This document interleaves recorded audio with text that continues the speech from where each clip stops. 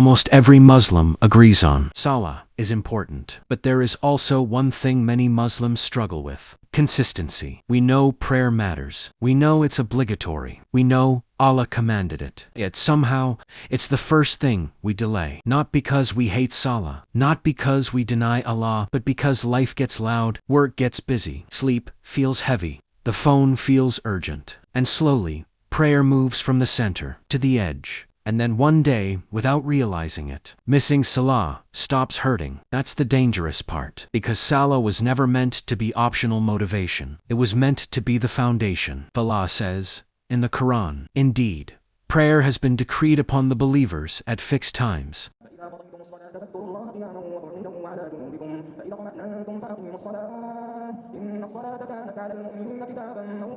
Not when you feel like it. Not when life slows down. At fixed times. Why? Because Salah is not just an act. It is a relationship. Think about it. 5 times a day, Allah invites you, not commands you harshly, invites you to stand, to speak, to complain, to cry, to ask, to return. And still, we ignore the invitation. Now ask yourself, honestly, when your life feels heavy, when anxiety hits, when you feel lost, what is usually missing? Salah. Allah tells us clearly, and seek help through patience and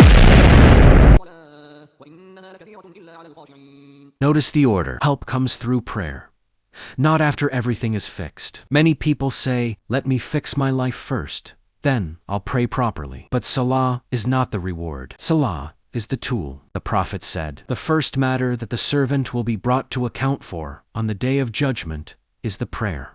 Not charity, not fasting, not prayer. Because if the connection is broken, everything else weakens. Now, let's be real for a moment. Some people don't leave Salah completely, they just delay it. I'll pray later, after this episode, after this work, after I wake up. But later slowly becomes never. And Shaitan doesn't need to make you hate prayer. He just needs to make you postpone it. Because delayed obedience slowly turns into abandoned obedience. The Prophet warned us, between a man and disbelief is abandoning the prayer. Muslim, that doesn't mean missing one prayer makes you a disbeliever. It means prayer is the line that protects faith. Cross it repeatedly, and the heart hardens. But here's the hope. No matter how far you feel, Salah is always open. You don't need a perfect past to pray. You don't need a clean record. You don't need to feel worthy. You just need to stand. Allah says, establish prayer for my remembrance.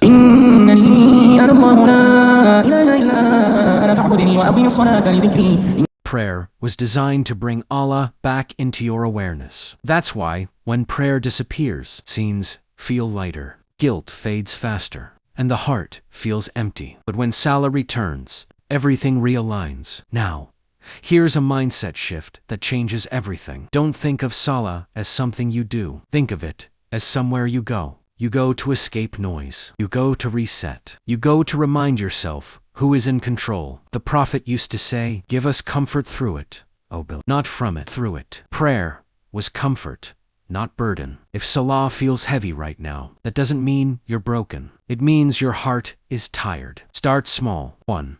Prayer on time. Then protect it. Because Allah loves consistency, even if it's small. The Prophet said, the most beloved deeds to Allah are those done consistently, even if they are few. Bukhari and Muslim. 1. Prayer can change your day. 1 week of Salah can change your mindset. 1 month can change your life. And remember this, you don't pray because life is easy. You pray because Allah is enough. No matter how many prayers you've missed, no matter how many times you've fallen, no matter how distant you feel, the door is still open. Stand, face the Qibla, say Allahu Akbar, and come home. Because Salah is not just an obligation, it is a lifeline, and Allah is always waiting.